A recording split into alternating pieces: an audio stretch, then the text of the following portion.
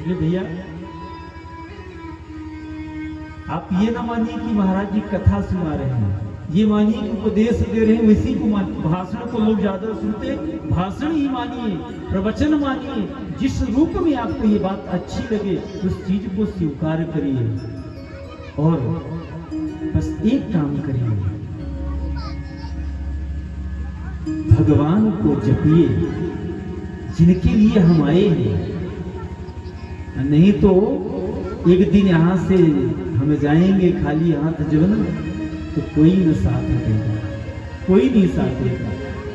कि नाम भगवान का जो दिल से लिया करते हैं, नाम भगवान का जो दिल से लिया करते हैं, उन्हीं भक्तों को प्रभु प्यार किया करते हैं, उन्हीं भक्तों को प्रभु प्यार किया करते हैं। नाम भगवान का जो दिल से लिया करते हैं, नाम भगवान का जो दिल से लिया करते हैं, उन्हीं भक्तों को प्रभु प्यार किया करते हैं, उन्हीं भक्तों को प्रभु प्यार किया करते हैं, उन्हीं भक्तों को प्रभु प्यार किया करते हैं।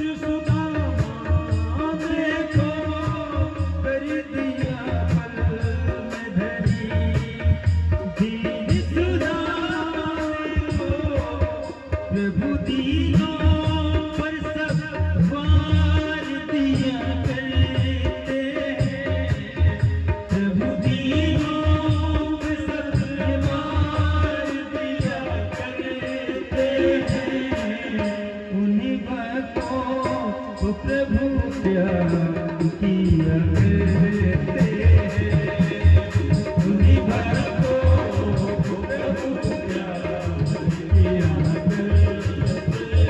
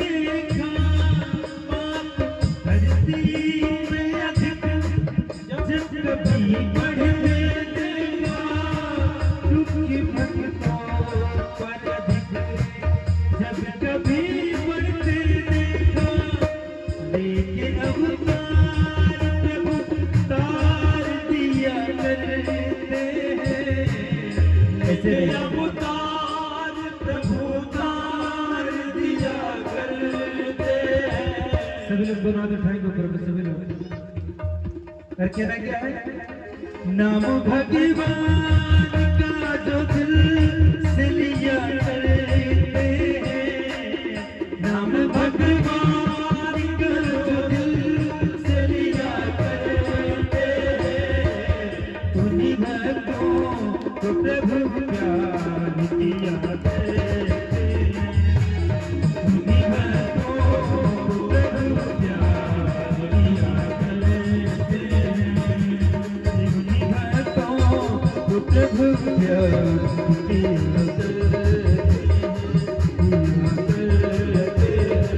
दिया करते हैं। नाम भगवान का जो दिल से लिया करते हैं, उन्हीं भक्तों को प्रभु प्यार किया करते हैं। भगवान का नाम प्रेम से लीजिए, बस जीवन की एक ही सत्य है और वो लास्ट में लोगों को बताया जाता है। पता है, जो सत्य है उसे लोग कभी नहीं बताते। कब बताते हैं? जब हमको लेके जाने लगते हैं। राम नाम सत्य है। कब बताया जाता है? जीवन भर किसी ने नहीं कहा कि भैया राम नाम सत्य है। बस जब ले करके हमारी अंतिम विदाई होती है ना, तब हमें बताया जाता है कि राम नाम सत्य है। और जीवन व्यतीत हो जाता है, ये ढूंढने में ये सत्य है क्या, और जाते समय पता चला। इसलिए सत्संग करिए और सत्संग में पता चलेगा कि सत्य क्या है। राम नाम सत्य है। लोग कह देते हैं कि महाराज जी मंच से ऐसा क्यों बोल देते हैं राम नाम सत्य है, तो वहीं पे बोला जाता है। हमने कैसा कहीं लिखा है कि सिर्फ श्मशान में ही राम नाम सत्य बोला जाता है? ये बताया जाता है कि राम नाम सत्य है। और पता है, इसलिए श्मशान में पहुंचने पर लोगों को ज्ञान होता है कि एक दिन हमको भी जाना, लेकिन वहां से आते ही वो ज्ञान गायब हो जाता है, बैराग्य चला जाता है। इनका वंश बहुत विस्तारित वंश हुआ। सुखदेव जी कहते हैं राजन, इनकी जो दूसरी कन्या है, देखिए आज भी आप 3 कन्याओं के वंश की कथा सुनेंगे और पुत्र के महाराज मनु के पुत्र वंश की कथा कल और जन्म। कल भगवान का जन्म भी होगा, इसलिए ऐसे नहीं होगा। और कल बड़ी विधिविता के साथ मैया पीताम्बर वस्त्र धारण करके सब लोग भगवान का जन्मोत्सव मनाने के लिए आएंगे। कल भगवान पीताम्बरधारी है, तो जहां भी भगवान का जन्म होता है सब लोग एकदम पीतमय हो जाते हैं। तो कल होगा। आज 3 कन्याओं के वंश की कथा हम लोग श्रवण करके उठेंगे यहां से। मनोस्तु सद्रूपाया तिस्रः कन्याश्च जगिरे, आकुति देवहूति च प्रसूतेति विश्रुता। आकुति देवहूति प्रसूति, आपने भी देवहूति के वंश की कथा सुनी ना? उनकी 9 कन्याएं हुई। पूर्णिमा आदि हुई। इन्हीं के वंश में गंगा के अवतरण इन्हीं के वंश में हुआ। और अत्रि अनुसुईया के यहाँ ब्रह्मा विष्णु महेश स्वयं आए। किस रूप में? दत्तात्रेय, चंद्रमा और दुर्वासा। और जितने हैं इन्हीं के वंश में ही, इन्हीं की कन्याओं के वंश में ही रावण, कुंभकर्ण आदि पुलस्त आदि की उत्पत्ति होती। पुलस्त ऋषि आदि सब यही होते हैं। बहुत विस्तारित वंश है। इनकी कथा अगर करने लगे तो एक दिन की है, आगे बढ़ के चलते हैं। और दूसरी इनकी जो महाराज मनु की कन्या है बड़ी आकृति, इनका रुचि प्रजापति के साथ विवाह हुआ। पर शर्त किया गया इनके विवाह में, पुत्री का धर्म की शर्त रखा गया कि अगर बेटा होगा उसे महाराज मनु ले लेंगे और कन्या हुई तो आपकी होगी। लेकिन इनके यहाँ युगल जोड़ा पैदा हो, बेटी और बेटा दोनों। बेटा कौन है? साक्षात भगवान यज्ञ नारायण प्रकट हुए। बोले नारायण भगवान की जय। और जो कन्या हुई, यज्ञ नारायण तो भगवान है, महाराज मनु ले लिए और एक कन्या हुई साथ में ही। उस कन्या का नाम क्या है? दक्षिणा। दक्षिणा को रुचि प्रजापति ने लिया और दोनों का विवाह हुआ पुत्रिका धर्म के आधार पर। इसीलिए यज्ञ की पत्नी दक्षिणा है। कोई यज्ञ करिए, पूजन करिए, बिना दक्षिणा के वो सफल नहीं होता। और पता है, जितना बड़ा यज्ञ उतनी बड़ी दक्षिणा होनी चाहिए। ये नहीं कि यज्ञ बहुत बड़ा कर ले और दक्षिणा के नाम से कहे पंडित जी कुछ है ही नहीं, क्या करें। ज्यादातर ऐसा होता है। गुरु जी खासकर अपने रीवा संभाग में बहुत ज्यादा, हाँ सबसे ज्यादा। पहले बहुत हाई फाई बताएंगे, सब आडंबर दिखाएंगे और बाद में कह देंगे महाराज जी कुछ है ही नहीं। महाराज जी क्या करें, झगड़ा तो करेंगे नहीं, ठीक है जाही विधि राखे उनका ही विधि नहीं, चलिए। तो यज्ञ। और एक चीज जान लीजिए, संकल्पित दक्षिणा अगर आपने नहीं दिया ना, कितना, एक रात्रि व्यतीतायाम तच्च दक्षिणा दुगनी भवे। अगर एक रात्रि आपने दक्षिणा रोक लिया संकल्प लेने के बाद, तो वो दक्षिणा दूनी हो जाती है। ये बात मैं हर जगह नहीं कहता, लेकिन यहाँ गुरु जी बैठे हैं तो इसलिए कुछ चीजें लगता है कि गुरु जी को सुनाए, ताकि गुरु जी जाने के हमारे विद्यार्थी पढ़े लिखे हैं। हाँ, तच्च दक्षिणा दुगनी भवे मासे मासे कड़िर मासे। अगर 1 महीने 2 महीने, कहीं मान लीजिए 8 मास हो गया, तो तच्च दानी नरकम ब्रजेत, वो दानी को नरक की यातना भोगनी पड़ती है। आप ये जान लीजिए। इसलिए संकल्प की गई दक्षिणा का तत्क्षण दान करना चाहिए, तत्काल दे दीजिए, तब आपको फल मिलेगा। और आज यही हुआ। सुखदेव जी महाराज कहते राजन, इस प्रकार से उनका भी वंश बहुत विस्तारित वंश रहा। और तीसरी कन्या है कौन? प्रसूति, जो दक्ष प्रजापति को ब्याही गई। इनकी 16 कन्याएं हुई, 13 धर्म के साथ विवाह हुआ, और एक कृशास्त्र को, एक अंगिरा को और एक भूतनाथ को। सबसे छोटी कन्या भूतनाथ को दी गई। भूतनाथ कौन है? भोलेनाथ। हाँ, सुखदेव जी कहते राजा, 15 कन्याओं के वंश का वर्णन बहुत आगे विस्तारित हुआ। 15 कन्याओं का जो वंश था महाराज दक्ष के, सबका बढ़ा, लेकिन जो सबसे छोटी कन्या सती थी, उनका वंश आगे नहीं चला। क्यों नहीं चला?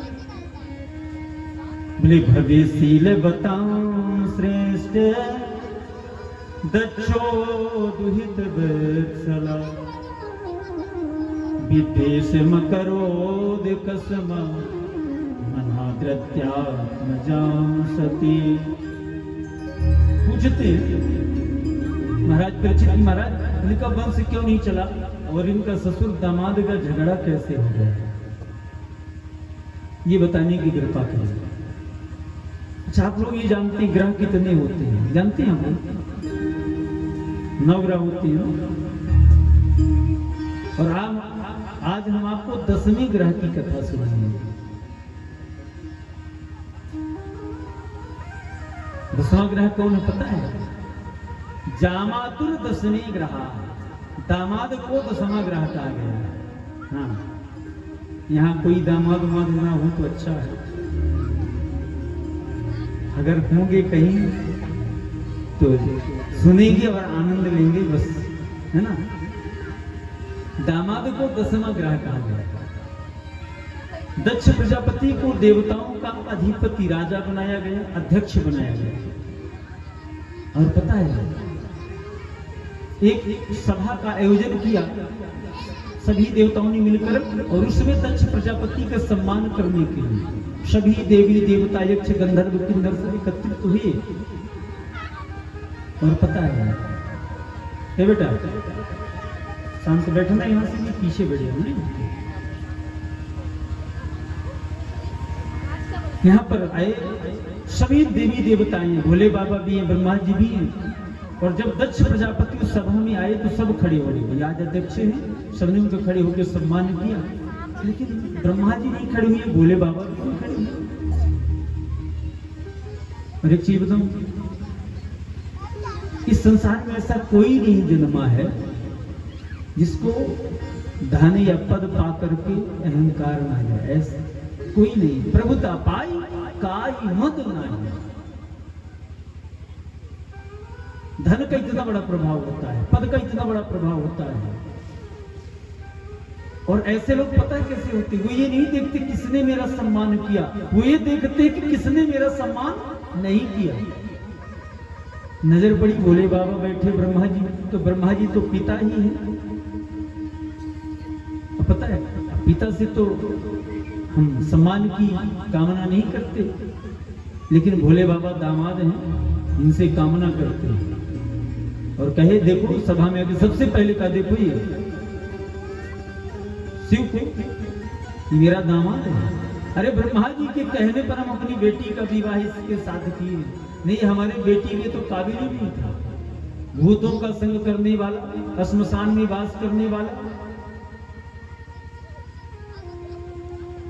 भस्म रमाने वाला, ये संस्कार क्या जाने क्या होता है। देखो मैं इसका ससुर हूं, सबने मेरा सम्मान किया, इसने मेरा कोई सम्मान ही नहीं किया। भोले बाबा शांत बैठे हैं। इतने भोले बाबा पता है अंदर से प्रणाम किए कभी ससुर को। भाई देखिए आज भी यहाँ होता है, हमारे यहाँ प्रथा है कि दामाद के पैर ससुर छूते हैं। वस्तुतः एक पिता तो ससुर भी होता है, पिता तुल्य है। और पिता तुल्य है तो हमारा सम्मान, पिता का सम्मान करना चाहिए। हमारा भाव क्या, सम्मान की दृष्टि होनी चाहिए। भोले बाबा ने उस दृष्टि से देखा है, उनको सम्मान की दृष्टि से देखा, उनको अंदर से नमन किया है। और जो महामहनीय व्यक्ति होते हैं ना, विशेष व्यक्ति होते हैं, वो किसी का सम्मान दिखावे में नहीं करते, वो अंदर से उनको नमन करते हैं, प्रणाम करते हैं। सुखदेव जी कहते हैं लेकिन दक्ष ने बहुत कुछ कह दिया, बोले सुनो आज से तुम्हें यज्ञ में कोई स्थान, कोई भाग नहीं दिया जाएगा, श्राप दे दिया। भोले बाबा तो भोले भाले हैं, कुछ नहीं बोले, लेकिन उनके जो गण है नंदी बाबा वो बिल्कुल नहीं चुकते बोलने में। बोले दक्ष बहुत बकबक कर रहे हो, तुम्हें अपने पद का इतना अहंकार हो गया है। मैं भी तुम्हें श्राप देता हूं कि तुम्हारे भी बकरे का सर लग जाए। ये जो मैं कर रहे हूं, तुम्हारे बकरे का सर लग जाए। अच्छा वहां पर बहुत ब्राह्मणों में शुरू से रहा कि धनवान के पीछे तो जय जयकार करते हैं। अभी दक्षिणा अच्छी मिल जाए तो हम आधी रात को भी कथा सुनाने चले जाएंगे। हाँ तो दक्षिणा ठीक ठाक सेंत में नहीं जाएंगे। तो वो ब्राह्मण भी दक्ष का पक्ष लिए और शिव अनुचरों को श्राप दे दिया, जाओ तुम दुर्भक्षी हो जाओ। इसीलिए आजकल देखते जब लोग बूटी चढ़ाते हैं भोले बाबा की, कहते हैं जय हो भोले बाबा, दुर्भक्षी, वो श्राप का कारण है। सुखदेव जी कहते हैं आगे दक्ष प्रजापति के यहां से भोले बाबा उठ के चले आए। बहुत दिन हो गया कोई यज्ञ ही नहीं कर रहा। दक्ष ने सोचा कोई यज्ञ करेगा नहीं, चलो मैं ही यज्ञ करता हूँ। यज्ञ किया, सबको आमंत्रण कार्ड दिया विशेष, और कार्ड में नोट करके लिखा, कोई शब्द लिखना होता है तो नोट करके लिखते, उसमें नोट करके लिखा कि देखिए आप सब परिवार सादर आमंत्रित हैं, लेकिन आने का जो मार्ग है वो कैलाश पर्वत के ऊपर से। क्यों? क्योंकि आज भोले बाबा को बुलाया नहीं। और पता है अगर भाई भाई में विरोध हो ना, भाई भाई में अगर विरोध हो तो जनात रिश्तेदार आते हैं। कार्यक्रम यहाँ है तो जूता चप्पल उस भाई के यहाँ जाएंगे जिस भाई से नियम प्रयोग नहीं होगा, उसी के यहाँ जाएंगे और पूछे भैया आप निमंत्रण में नहीं चल रहे क्या बात। यह होता है, जमाना आनंद लेता है जब हम भाई भाई लड़ते हैं। सुखदेव जी कहते हैं आज सती जी जब देवता लोग जा रहे हैं अपने अपने विमानों से गाजा बाजा नाचते गाते हुए बजाते हुए, तब तो सती जी की दृष्टि पड़ी। सती जी ने पूछ लिया प्रभु आज ये देवता ही तो फसल धस करके कहा जाए। बोले आपको भी नहीं पता? बोले नहीं, क्या हुआ है? बोले बृहस्पति सम नाम समारे भे कृतुत्तमा। अरे आपके पिताजी ने बृहस्पति सर्वनाम का यज्ञ किया है। अच्छा मेरे पिताजी ने इतनी प्रसन्नता सती के अंदर आई, सती मैया के अंदर आई कि सती जी का प्रसन्नता का ठिकाना नहीं। और एक सती नहीं, संसार की जितनी बेटी होगी, संसार की जितनी बेटी होगी, अगर पिता के घर में आयोजन हो रहा है ना, 1 महीने पहले पता चल जाए, 2 महीने पहले, तब से सूटकेस तैयार होने लगता है कि हमको अपने पिताजी के घर जाना है ना। वहां ऐसा आयोजन भागवत होने वाली है, तैयारियां बनने लगती। असंयोग से अगर घर में सास ससुर कह दे कि सुनो अंतिम दिन भंडारे के दिन चलेंगे सब कोई साथ में, हाँ तो आग बबूला, फिर उस दिन से वहां तो फिर भोजन भी नहीं बनेगा। सास ससुर समझ जाते हैं। और अगर वही बेटी मायके के लिए 1 महीने पहले सूटकेस तैयार होता है, और अगर वहीं पर ससुराल में भागवत होने वाली हो तो 1 महीने से तबीयत भी गड़बड़ चालू हो जाती है। हाँ 1 महीने से लोग कहने लगेंगे सुनिए हमारी स्वास्थ्य ठीक नहीं, आप चले जाइए, हम अंतिम दिन आ जाएंगे फिर किसी न किसी बहाने से, साधन से। ये स्थितियां होती हैं। पता है आज सती के अंदर वही उत्साह जागृत हुआ।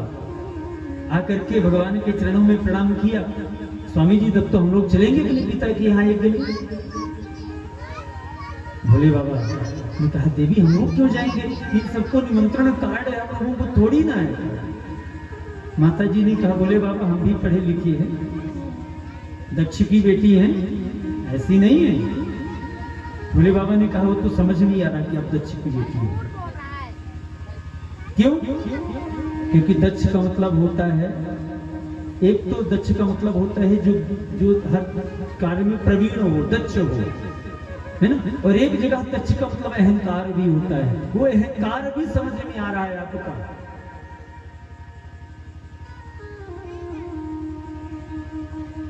और भोले बाबा कौन है देखिए, एक जगह दक्ष को व्यास जी ने, सुखदेव जी ने भी कहा दक्ष का मतलब होता है जो सृष्टि को प्रवीण करे, बनाने वाला। और भोले बाबा कौन संहार करता है, रुद्रावतार है, इसलिए दोनों की पटरी भी नहीं खा रहे हैं, दोनों की पटरी नहीं खा रही।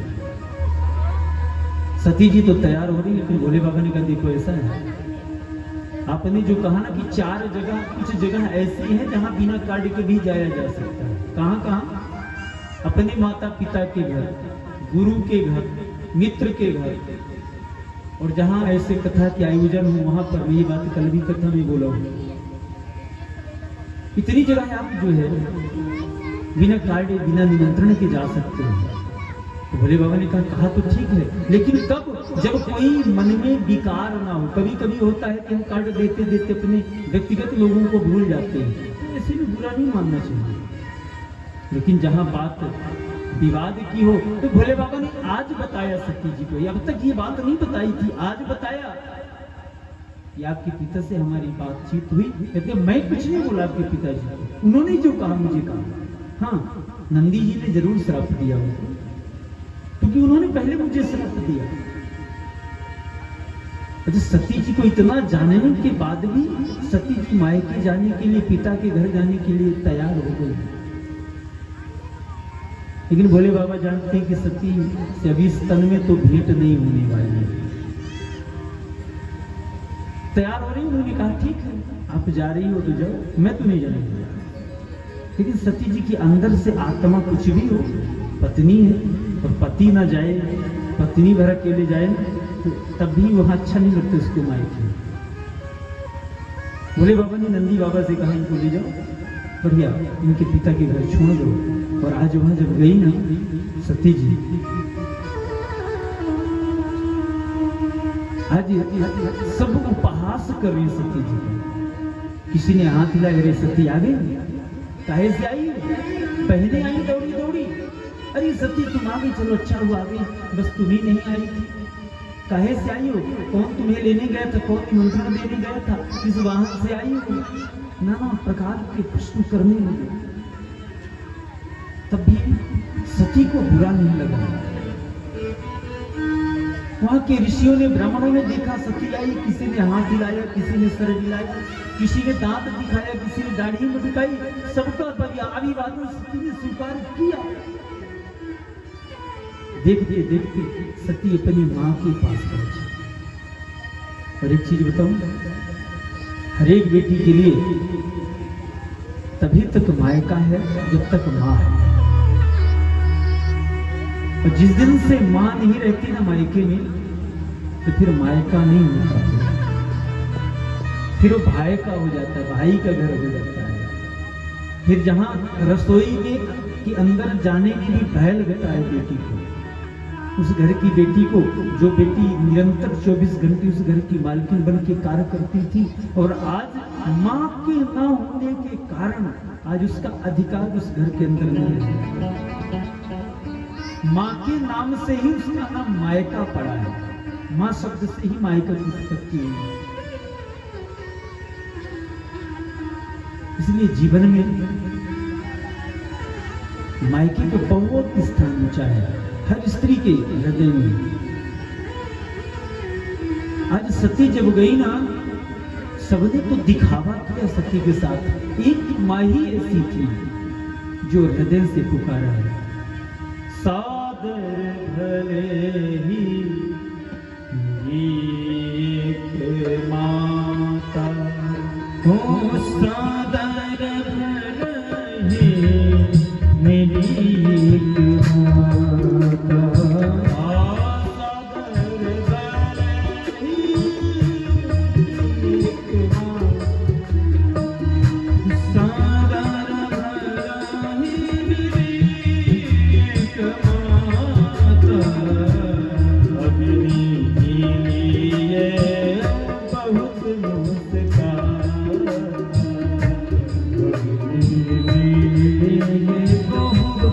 बहुत मुस्कान, सादर भले मिली एक माता ही ऐसी थी जो मिली सादर प्रेम से। भगनी बहनें भी जो होती, भगनी मिली बहुत मुस्कान। व्यंग्यात्मक मुस्कान भी कई प्रकार की होती है। कहीं कहीं लिखा है ना कि भगवान मुस्कुराए, लेकिन कहीं कहीं मुस्काना नहीं, कहीं कहीं बिहसे, करुणा आई। हंसना और बिहसना में अंतर होता है, और यहाँ हंसी नहीं है, यहाँ बिहसी है। सुखदेव जी कहते, राजन सती माँ के पास गई, माँ दौड़ी दौड़ी, बेटा कुछ पानी पी ले, कुछ गुड़ खा ले, कुछ खा के इतनी दूर से आई, थक गई होगी।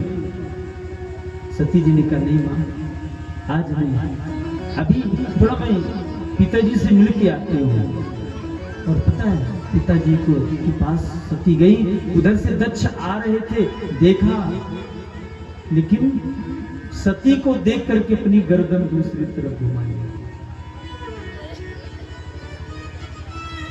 फिर भी सती को बुरा नहीं लगा, चलो पिताजी हैं, अरे जन्मदाता है हमारे, अभी रुष्ट है, फिर हमको अत्यधिक प्रेम करते हो, मान जाएंगे।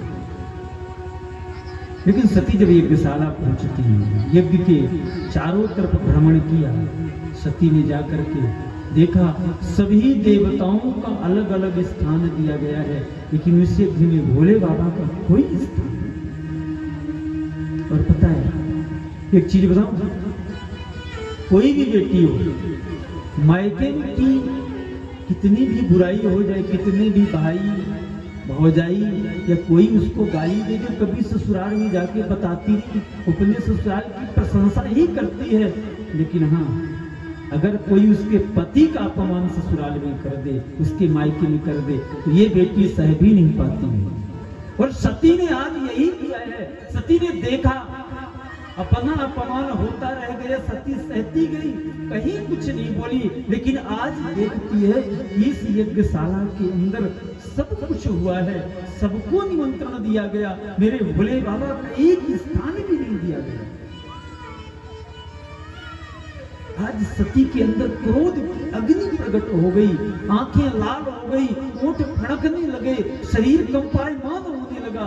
उधर से दक्ष आ रहे थे, जिस दक्ष को आज तक सती ने पिता शब्द से संबोधित किया था, आज ऋषि सती, वही सती आज दक्ष को कहती, अरे दक्ष, दक्ष शब्द से संबोधित किया।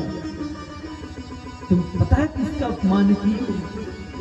यज्ञक्षरम नाम गिरेरितम नृणाम सकृत प्रसंगादम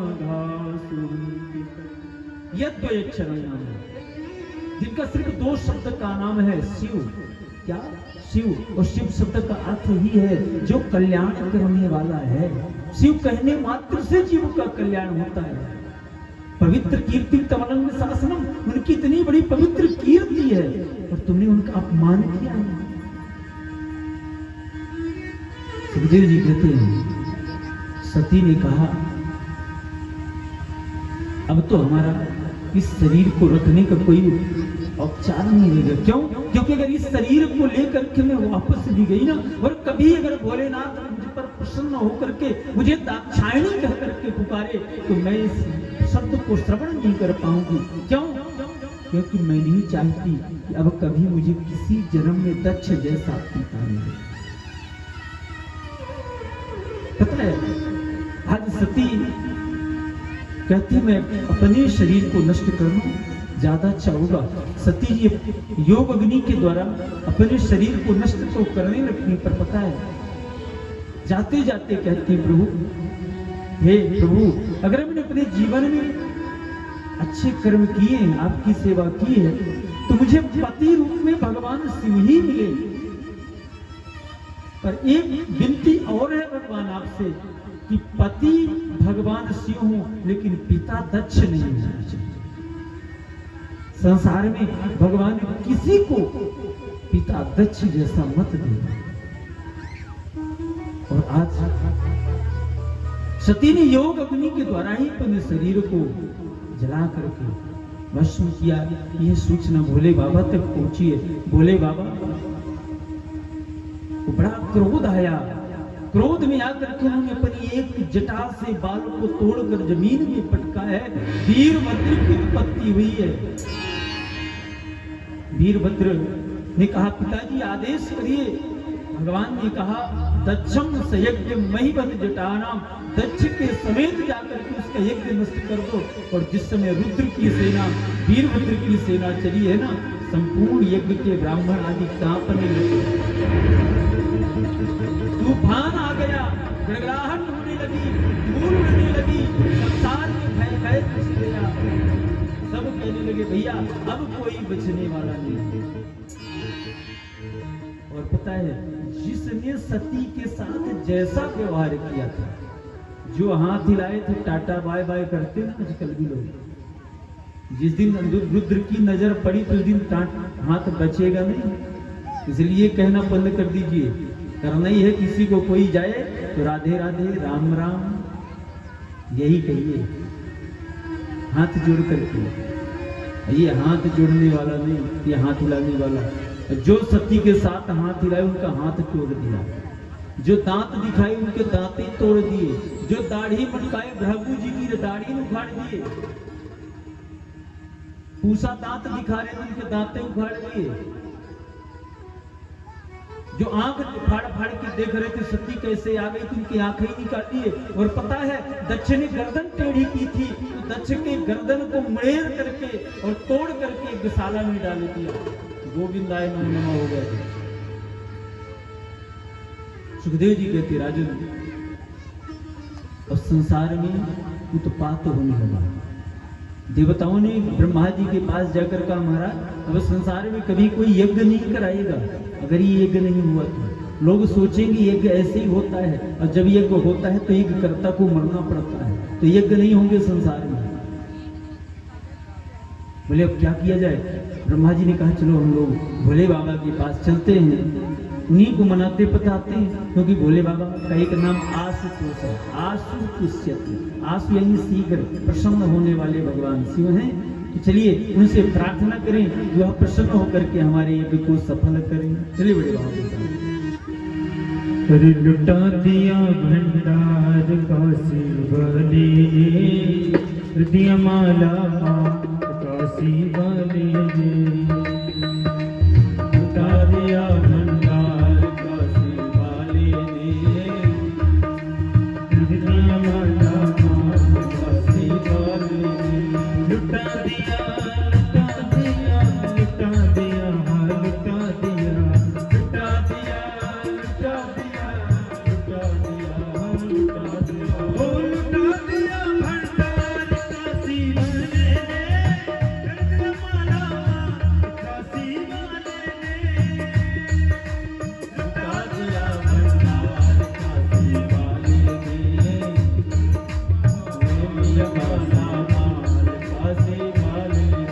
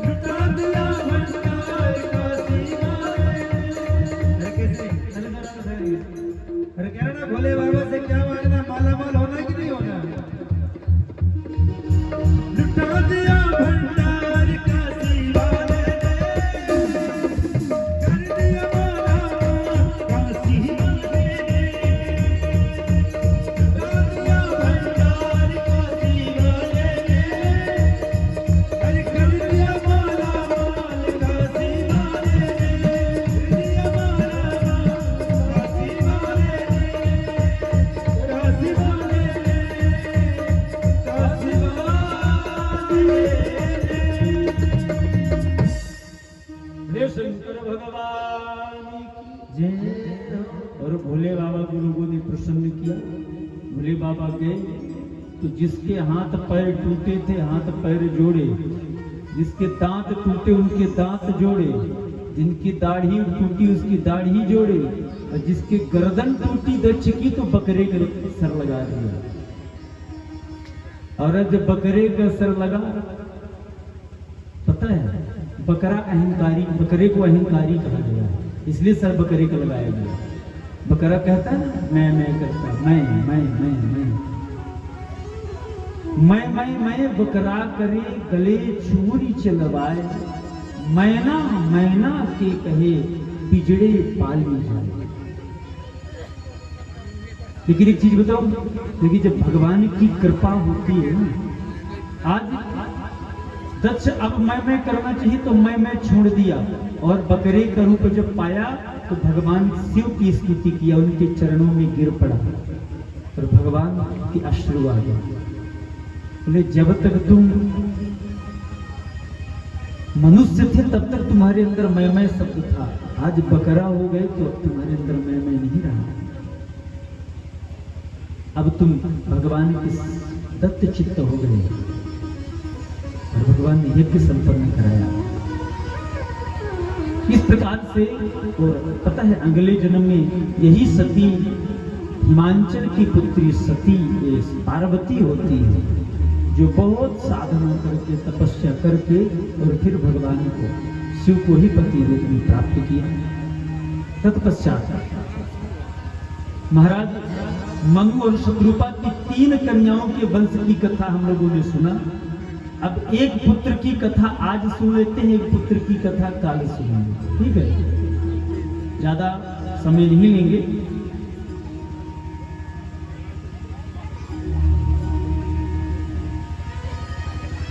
महाराज दक्ष के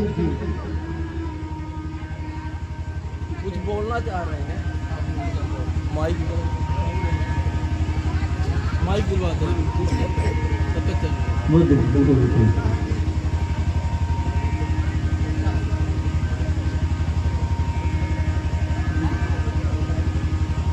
ठीक है ना, माइक दे दो।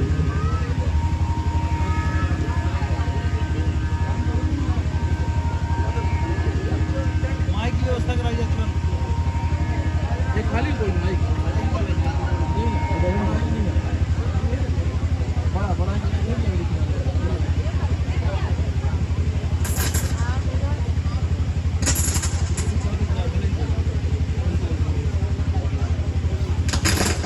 एक यहीं पे लगवा दीजिए ना, आसन यहीं पे लगवा दीजिए। वो भैया वहाँ तक ना जाए कहीं लगवा दीजिए।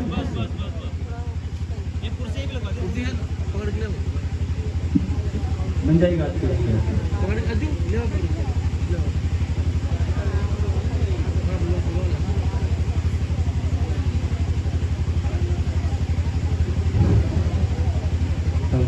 बहुत सुंदर। आज हम सबके बीच में कुछ अपने शब्दों का, अपनी वाणी से हम सबको आशीर्वचन प्रदान करेंगे। सम्माननीय श्री डॉक्टर रामाधार द्विवेदी जी हमारे गुरु जी भी हैं, और आप सबके तो गांव के नगर के क्षेत्र के हैं, आप लोगों के लिए सरल होंगे, हम लोगों के लिए बहुत कठिन है ना। तो चलिए अपने आशीर्वचन से हम सबको संबोधित करने जा रहे हैं। जोरदार तालियों से एक बार स्वागत किया जाए।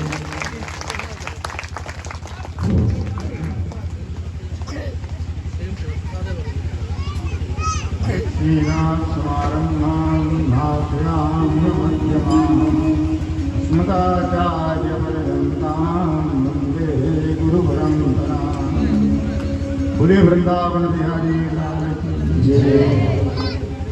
देखिए, मैं कोई प्रवचन करने नहीं आया, मैं तो केवल इसलिए आया कि मैं इतनी देर गाँव की भागवत में कभी नहीं बैठता। कोई मुझे अभिमान नहीं है, लेकिन रुचिकर नहीं लगता। लेकिन मैं कल मुझे परसों मुझे मेरे मौसेरे भाई हैं, उन्होंने बताया, जो हम तो उन्होंने कहा हाँ वो अच्छी कथा कहते हैं, तो मैं सोचा कि इसलिए कहते होंगे कि अपने यहाँ के हैं इसलिए। लेकिन मुझे ये स्थान में बैठे हैं तो हमको जाने की इच्छा नहीं होती, इसलिए कि केवल कथा कथा नहीं होती है, इसके अंदर जो चीज़ें हैं वो समझाना एक बड़ा मुश्किल है। और मैंने थोड़ी जिक्र किया था ये फोन से आज, इतने में ये 1 महीने में भी कथा नहीं पूरी नहीं होगी, इसलिए थोड़ा बहुत गहरे में मत डूबो, नहीं तो लोग डूबते रह जाएंगे और कथा पीछे चली जाएगी। इसलिए इनको भगवान ने सरस्वती दिया है, गणित दिया है, दोनों का योग है। दूसरी चीज़ जो विशेषता मैं बताने जा रहा हूँ आपको, यहाँ एक श्री कृष्ण शास्त्री वृंदावन के हैं, अच्छे भागवत के वक्ता हैं, उनका इनके साथ कुछ अनुकरण है। पारसर ये अच्छे कथाकारक हैं, उसका भी इन्होंने कुछ अनुसरण किया है कि जहाँ जरूरत होती है वहाँ यहाँ संगीत होता है, वो नाचने वाले संगीत नहीं कराते हैं, ऐसा कराना भी नहीं चाहिए। भागवत में है नृत्य टीका विकम चरित सब है, लेकिन इस तरह से नहीं है जैसे यहाँ भी रोना हुल्लड़बाजी हुई। तो समय समय पर उनकी जो भगवान की कीर्तन करवाती हैं वो, और जो उनका शास्त्री जी का कथन होता है कि पता है, एक बात बताएं, पता है ये सब करके एक जनता को इस प्रकार से मैंने संबोधन करके बताना ये बहुत बड़ी बात है। और मैं इसकी बात कुछ नहीं करता, मुझे जाने में तो 1 घंटा लगे। गुरु जी आप यहाँ आके बैठ जाते हैं तो कथा विस्तारित अपने आप हो जाती है। हमारे लक्ष्मणबाग में एक थे पढ़ते थे बाबा वेंकटेश, उनको लोग कहते हैं, जानता हूँ। उनकी कथा सुना मैंने, हमारे चौधरी हैं, और सुना तो पठान का ऐसा अभद्र उदाहरण देते थे कि हमारे जब सत्य नाम जानते हो जब सर सुख जी जी वो हमारे क्लास फेलो जी जी हाँ, हम उन्हीं के बैठ करके वहीं पर गाना बैठिया में कथा हो रही थी, सुन रहे थे। हमने कहा कि मजा आता, हमने द्वारिका से कहा हमारे पास फेलो बैठे, हमने कह दिया ये इन्हीं को इनको भागवत चाहिए, ये भागवत की कथा की बातें इसका भी पठान बात करते हैं। तो उनका इस तरह से सुना, व्यवहार भी देखा। एक और है वो सब कुछ आकुति दे बहुति च प्रसूति विश्रुता। इनका वंश कैसा है? अद्भुत वंश है। अथातः कीर्तये वंशम पुण्य कीर्ते गुरुद्वः स्वयं भुवस्यापि मनो हरिरंसांस जन्मना। कैसा जन्म है? बहुत पुण्यमय जन्म इनका कुल है। महाराज उत्तानपाद की 2 रानियां हैं। उत्तानपाद का अर्थ होता है जिसका पैर ऊपर हो सर नीचे हो, अर्थात हर एक जीव गर्भ के अंदर उसका पैर ऊपर और सर नीचे रहता है। और उसकी 2 रानियां हैं, एक का नाम सुनीति है, एक का नाम सुरुचि है। सुनीति का अर्थ होता है शास्त्रोक्त नीति और सुरुचि का अर्थ होता है स्वयं की रुचि, स्वयं की इच्छा। एक का बेटा है ध्रुव, सुनीति का जो शास्त्रोक्त नीति उसका बेटा ध्रुव है, और जो स्वयं की इच्छा वाली उसका बेटा उत्तम है। एक दिन महल में दोनों खेल रहे थे। महाराज उत्तानपाद आए और आकर के सिंहासन में बैठे। उसी समय जो छोटी रानी का बेटा है वो जाकर के अपने पिता की गोद में बैठ गए। क्यों? क्योंकि राजा का प्रेम भी, स्नेह भी अधिक है इससे, छोटी रानी से, सुरुचि से।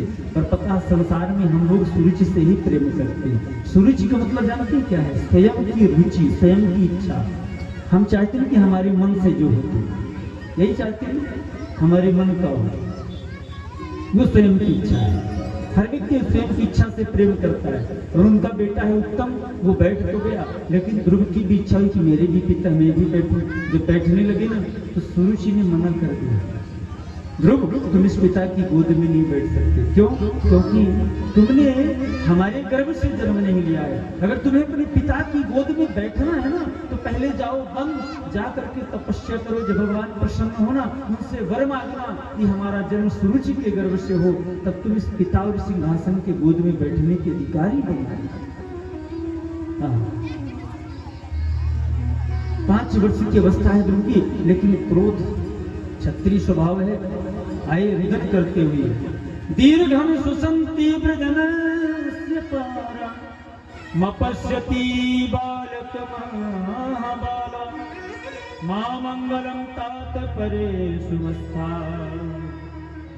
जनोयत पर दुःखदास्ता। दीर्घम सुसंती, जोर जोर से सांस लेते हुए आया। मां ने पूछा, बेटा रो क्यों रहे हो, क्या बात है? सुनीति ने पूछा, उसने बताया। सुनीति सुंदर नीति है ना, शास्त्रोक्त नीति है, उसने समझा दिया, बेटा देखो ऐसा है, माने तुम्हारे जो कहा बिल्कुल ठीक है। अरे संसार में भगवान की शरण जाना तो अच्छी बात है, पर हाँ एक चीज उसने ये गलत कहा कि उनसे वर मांगना कि मेरे गर्भ से जन्म हो। और एक चीज बताऊं, भगवान जो है जब अपने भक्त को बुलाते हैं तो ध्रुव जैसे भक्त को बुलाते हैं। आज बुला लिया और ध्रुव जी माँ ने भी आदेश दे दिया, बन चले गए 5 वर्ष की अवस्था में। अभी कभी देखा भी नहीं भगवान कैसा होता है, मिले भी नहीं, नाम भी नहीं जानते। नारद जी ने देखा हो क्षत्रिय बालक कितना तेजस्वी है, देखो छोटी सी बात पर क्रोधित होकर के तपस्या करने के लिए चला गया। पूछा, बेटा कौन हो, कहाँ जा रहे हो? परिचय बताया, मैं उत्तानपाद सुनीति का पुत्र ध्रुव हूं। कहाँ जा रहे हो? तपस्या करूंगी। किस लिए जा रहे हो? बताया कि मेरी माँ से ऐसी ऐसी बात हो। भगवान ने कहा, देखो ये सब तुम्हारे भी खेलने कूदने की उम्र है। ध्रुव जी ने कहा, भाई हम ही आप, मैं जा रहा हूँ, आप क्यों रोक रहे हो? आप कौन हो? आप अपना परिचय बताओ पहले। जैसे बताया, मेरा नाम नारद है। नारद नाम सुनते ही ध्रुव जी उनके चरणों में दंडवत प्रणाम किया। क्यों? नारद जी ने पूछा, जानते थे? बोले नहीं, मेरी माँ आपकी कथा सुनाया करती है। देखिए माँ कितनी बड़ी गुरु, first lesson of mother is, पहली गुरु अगर कोई संसार में होती है वो माँ होती है। पर माँ ने वो ज्ञान दिया है, कहानी सुनाई है। आज नारद जी मिल ही गई। क्या बताया है आपकी माँ ने? मेरी माँ ने कहा है कि नारदो देव दर्शन, अगर नारद जी के दर्शन हो जाएं तो समझ जाओ परमात्मा के दर्शन निश्चित रूप से हो, नो शंका, नो डाउट। भगवान को प्राप्त करने की प्रथम सीढ़ी नारद जी महाराज। बोले आप मिल ही गए तो आप हमारे गुरु बन जाइए, हमें मंत्र दे दीजिए, बता दीजिए भगवान कैसे होते हैं, बताइए मैं कहाँ जाके भजन करूं? बोले यामुनम तटमापन्नो यत्र लीला हरिर्भो, यमुना जी के किनारे जाओ, जहाँ भगवान ने लीलाएं की है वहीं जाकर के भगवान का भजन करना। मंत्र दिया और भगवान का रूप बताया। रूप क्या बताया? भगवान का रूप बताया, सशंख चक्रम सकरीट कुंडलम शपीत वस्त्रम सरसीरुहेक्षणम सहारवक्षस्थल कौस्तुभश्रियम नमामि विष्णु शिरसा चतुर्भुज। चतुर्भुज रूप का वर्णन किया और मंत्र दे दिया। मंत्र क्या दिया? ओम नमो भगवते वासुदेवाय, ओम नमो भगवते वासुदेवाय, ओम नमो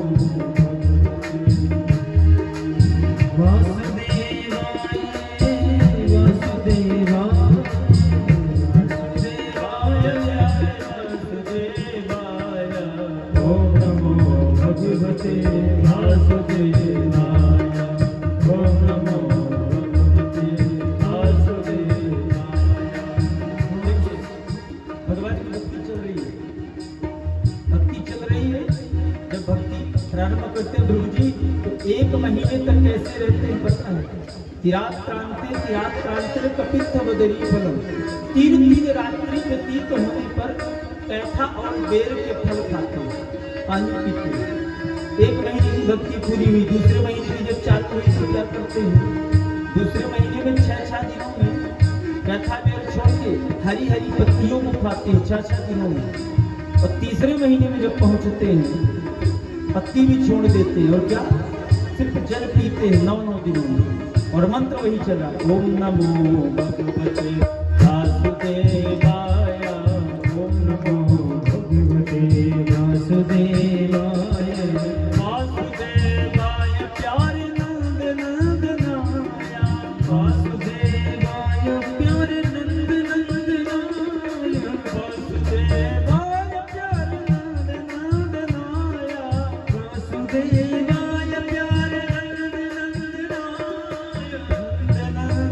नंदनाया प्यारे नंद नंदनाया नंद नंदनाया प्यारे नंद नंदनाया ओम नमो भगवते वासुदेवाय ओम नमो भगवते वासुदेवाय 3 महीने की भी भक्ति पूर्ण हुई, चौथा महीना लगा तो चौथे महीने में अब क्या करते हैं जल भी छोड़ दिए, 12 दिनों में सिर्फ वायु भक्षण करते हैं।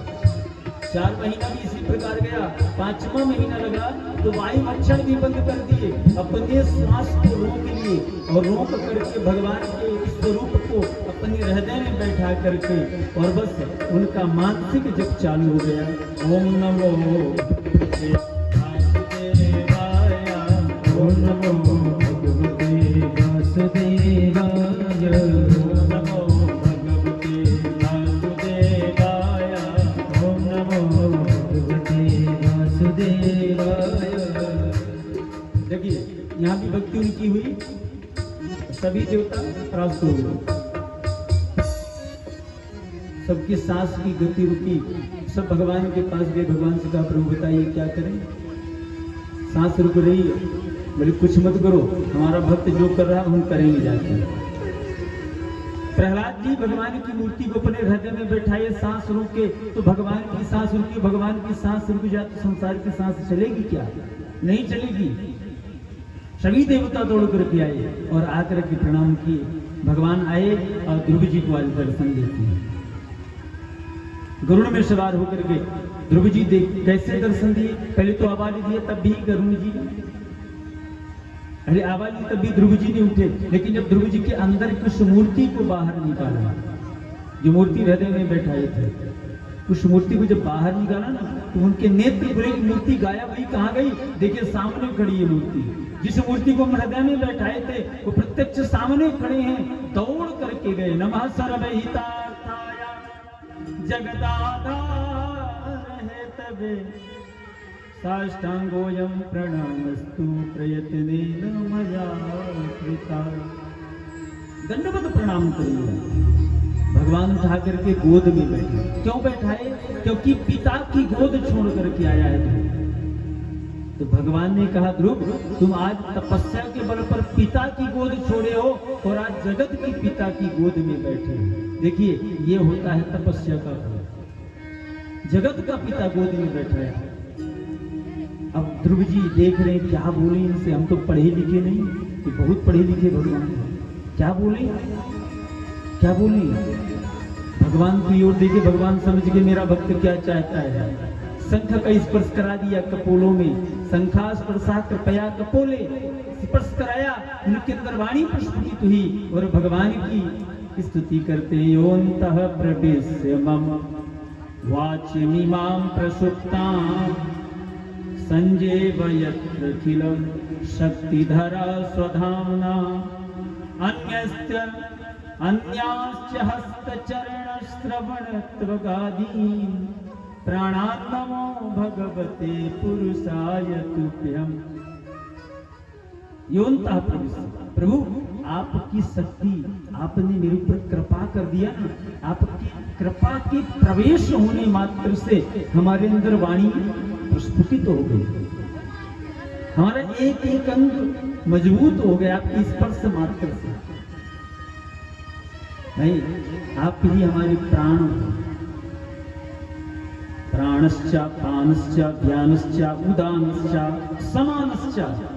प्रभु ये आप ही हो, आपकी ये सभी शक्तियां हमारे अंदर विद्यमान हुई, इसलिए आप सर्वोपरि हैं। आपके चरणों में मैं कोटि कोटि प्रणाम करता हूँ। ध्रुव जी से भगवान ने कहा कुछ मांग लो, बोले नहीं चाहिए, बोले नहीं चाहिए, बोले अच्छा नहीं चाहिए तो कोई बात नहीं, मैं दे रहा हूँ। 36,000 वर्ष तक शासन करोगे पृथ्वी में, और फिर मैं अपना सबसे अमूल्य पद, जहाँ आज तक किसी को नहीं भेजा, अभी तुम्हारे लिए नया नया लोक बनवाया हूँ। जैसे अपने बेटे के लिए लोग नया महल बनवाते हैं, इसीलिए भगवान अपने ध्रुव के लिए, इतने सुंदर भक्त के लिए, 5 वर्ष की अवस्था में जो भगवान को प्राप्त कर लिया हो, उसको एक सुंदर लोक बनवा दिया, जिसका नाम ही पड़ गया ध्रुव लोक। आज भी आप ध्रुव तारा देखते हैं ना? और पता है, जब ध्रुव जी 36,000 तक यहाँ शासन करके जाने लगे ना, तो मृत्यु देवता हाथ जोड़ के खड़े हुए, तो मृत्यु के सड़क में पैर रख करके ध्रुव जी वहां गए। और जब जाने लगे ना, तो माता जी सोचे कि हमारी माँ कहाँ होगी, तो माता जी का भी विमान आगे आगे जा रहा था। देखिए, ये होता है, एक बार जो भक्ति कर लिए ना, तो कई पीढ़ियां तर जाती हैं। और आज तो लोग कहते हैं, महाराज लगता है हमारा लड़का बाबा हो जाएगा, क्या कुछ कर दीजिए कि बाबा ना हो। सबसे ज्यादा माताएं डरती हैं कि मेरा बेटा बाबा ही ना हो, और चाहे चोर हो जाए, डाकू हो जाए, शैतान हो जाए, पर बाबा ना हो नहीं पाए। हाँ, सुखदेव जी कहते राजा, इधर इनके भाई जब ये तपस्या करके वापस आए, इनका स्वागत किया गया, इनको राजा बनाया गया। इनके भाई थे जो उत्तम, दूसरी माँ के बेटे, उनकी मृत्यु हो गई। उन्हीं के शोक में सूर्य की भी मृत्यु हो गई। और महाराज ने यक्ष गंधर्वों का, बहुत यक्षों के साथ युद्ध हुआ। कुबेर ने आके आशीर्वाद दिया ध्रुव जी को, युद्ध बंद हुआ इनका। इनके वंश में एक वेन नाम के राजा हुआ, अंग के पुत्र थे वेन। वेन बड़े नास्तिक थे, और नास्तिकता के कारण ऋषियों ने उनको हुंकार भर के ब्राह्मणों ने मार दिया। और अब राज्य को चलाने वाला कोई नहीं बचा, तो उनके शरीर का मंथन किया। मंथन करने से पहले तो एक छोटा सा बौना रूप पैदा हुआ, उसको बोले निश्चित बैठ जाओ, तो वहां से निषाद की उत्पत्ति हुई। और दूसरी बार जब मंथन किया तो भगवान पृथु का अवतार हुआ। बोले पृथु भगवान की जय। और पृथु महाराज ने 100 यज्ञ किए, और यज्ञ के बाद और भगवान के भक्त हुए। भगवान ने प्रसन्न होकर कहा वर मांगो। तो महाराज पृथु ने कहा अगर आप देना चाहते तो मुझे 10,000 कान दे दीजिए। सोचिए, 10,000 कान कोई मांगेगा? क्यों मांगा? मेरे संसार में कहीं भी कथा हो आपकी तो हमें सुनने को मिले। बस देखिए, कथा से इतना प्रेम है। लोग सबसे ज्यादा अगर डरते हैं तो कथा से। कहते हैं भैया इनके व्यवहार में भंडारे के दिन चलेंगे, व्यवहार लिखा देंगे, रजिस्टर में देख लेंगे, कहीं भी कथा ना सुनना पड़ेगा, है ना? कथा सुनने से लोग डरते हैं, और व्यवहार निभाने आ जाते हैं। 3 दिन भंडारा खाएंगे, अपना व्यवहार भी लिखाएंगे, चले जाएंगे। ये भी हो गया कि हम आए थे। महाराज सुखदेव जी कहते राजन, अतः आज ये 10,000 कान मांगे, और भगवान का भजन करते हुए ये धाम परमं पदम, भगवान के भगवत धाम को विराजते हैं। इनके वंश में प्रचेतस प्राचीन बरही हुए जो यज्ञ करते थे और बैलों की बलि देते थे। नारद जी ने पुरंजन उपाख्यान से इनको ज्ञान दिया। और तत्पश्चात सुखदेव जी महाराज के राजन, पुरंजन उपाख्यान क्या है? पुरंजन उपाख्यान सिर्फ इतना है, पुरंजन एक जीव है जो एक सुंदर महल की खोज करना चाहता है। वो महल क्या है? ये शरीर है। जीव शरीर की खोज करता है। इस शरीर से सुंदर कुछ और है क्या? नहीं है, शरीर ही सर्वोपरि है। और इस शरीर में आकर के वो जीव सुंदर स्त्री की खोज करता है, कोई सुंदर स्त्री मिल जाए। तो स्त्री कौन है? बुद्धि। उसे बुद्धि मिल गई, और जब बुद्धि मिल गई, ये शरीर मिल गया, तो उसने ईश्वर का साथ छोड़ दिया। पहले अभिज्ञात नाम के मित्र के साथ रहता, तो अभिज्ञात कौन था? ईश्वर था, भगवान थे। उनका साथ छोड़ दिया, और आज दोनों का प्रेम हो गया। पुरंजन और पुरंजनी आपस में प्रेम करते रहे। अंत में एक दिन बुद्धि ने साथ छोड़ा, पुरंजनी ने साथ छोड़ा, पत्नी ने साथ छोड़ा, और वह विह्वल हो गया। तो जरा नाम की कन्या आ गई, उसको गले लगा लिया। जरा नाम की कन्या कौन है? बुढ़ापा, वृद्धावस्था आ गई। और ये जब सब आई, काल प्रचंड वेग ने चढ़ाई कर दिया। धीरे धीरे आंखों में दिखाई कम देने लगा, कानों में सुनाई कम देने लगा, बाल पक गए, घुटनों में दर्द होने लगा, दांत टूट गए और वह अंतिम तक भी वह सिर्फ यही चाहता है, उस महल की खोज करता है, सुंदर महल की रक्षा ही करता है, माया से अलग नहीं होता है। अंगम गलितम पलितम मुंडम दसन विहीनम जातम तुंडम वृद्धो याति गृहीत्वा दंडम तदपि न मुच्यतास पिंडम वृद्धो याति गृहीत्वा दंडम। वृद्धावस्था में घेर लिया, अंग जो है गलित हो गया, हिलने डुलने लगा, तब वृद्धत्व आ गया, डंडे लेकर चलने लगे, तब भी अभी ये माया नहीं छोड़ रही है। माया कब तू मुझे छोड़ेगी, बड़ी बलवती माया होती है।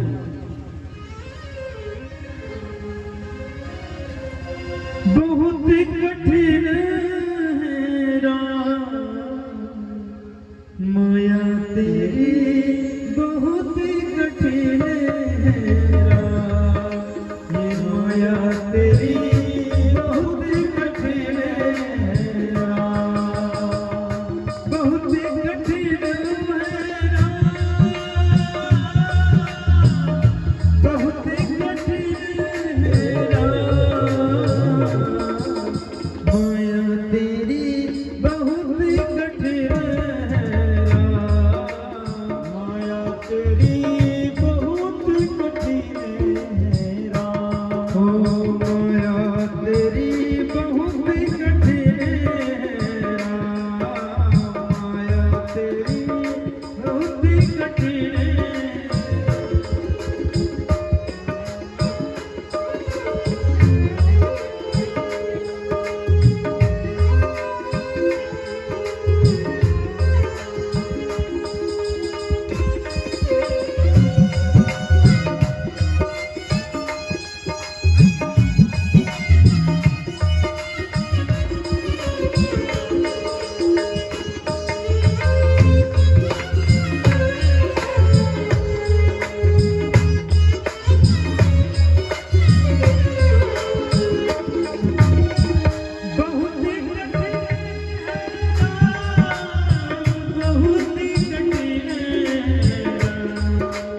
माया तेरी बहुत कठिन है राम, माया तेरी बहुत कठिन है, बहुत कठिन है, बहुत कठिन है। माया तेरी बहुत कठिन है, इसलिए कहते हैं छीणे बीते कह परिवारो, ज्ञाते तत्वे कह संसारा, भज गोविंदम भज गोविंदम, गोविंदम भज मूढ़मते। भगवान का भजन करिए, उससे ज्यादा श्रेष्ठ सुंदर हमारा साथी कोई नहीं है संसार में। अगर सबसे बड़ा कोई साथी है हमारा, वो भजन है, राम है, कृष्ण है, इन्हीं का नाम जपिए, इससे बड़ा कोई नाम है नहीं। इसलिए आज कथा का हम यहीं पे विश्राम करेंगे। आप लोगों को बहुत बहुत धन्यवाद, साधुवाद, आप लोग जो यहाँ तक साथ दिए हैं, कथा सुनने बैठे। देखिए कहने तो सब कोई चाहते, सुनने वाला कोई नहीं है। और कथा कल भगवान का जन्म होगा तो आप लोग ऐसे नहीं आएंगे जैसे उदास उदास रहते हैं। लग रहा कई दिन से व्रत चल रहा है, न जयकारा बोलते हैं, न भजन गाते हैं, न नाचते हैं, न गाते हैं। कल उत्सव होगा ऐसे नहीं, बढ़िया धूमधाम से। और कल सब कोई पीताम्बर वस्त्र धारण करके आएंगे, पीला वस्त्र अधिक सबको, क्योंकि भगवान जब जन्म लेने के लिए आए तो ये लगे कि यहाँ हमारी समाज बैठे हैं, सब हमारी भक्त हैं। भगवान का स्वरूप क्या है? पीताम्बरम है ना, पीताम्बर वस्त्र धारण करके आइए सब कोई। खरीदने मत जाइएगा दुकान, ना हो तो चाहे फूल माल हो, ना हो तो फूल ही पीला लेके आ जाइए, दिखा दीजिएगा, हम जान जाएंगे कुछ तो।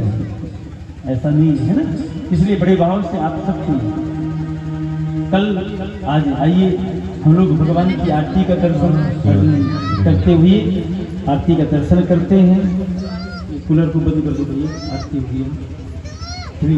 बड़े भाव से कल भगवान का बहुत उत्सव मनाया जाएगा। पर हाँ थोड़ा समय लेकर के थोड़ा समय से पहले आइए तो कथा का आनंद मिलेगा, है ना। तो थोड़ा समय लेंगे आप लोगों का, हाँ इसलिए आप लोग बड़े भाव से कथा श्रवण करेंगे। मुझे भक्त वत्सल भगवान की जय।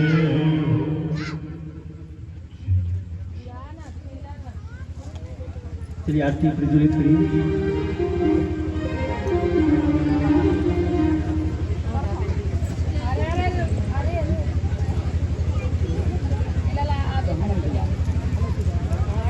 थोड़ा पीछे न हल्का पीछे न हल्का पीछे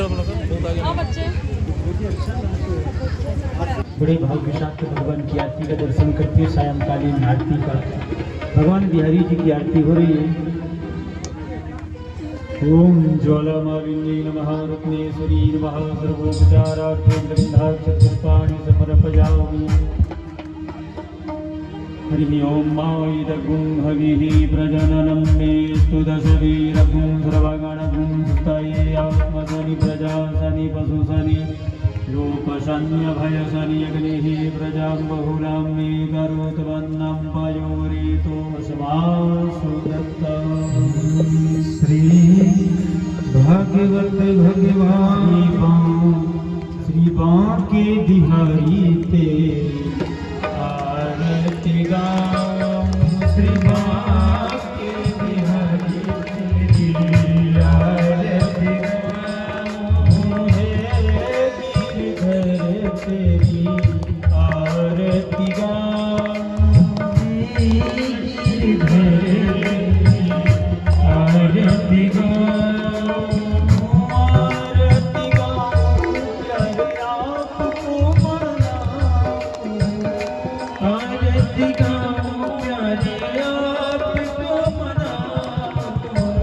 आपको मनाऊं प्यारे आपको रिझाऊं। आपको मनाऊं प्यारे आपको रिझाऊं।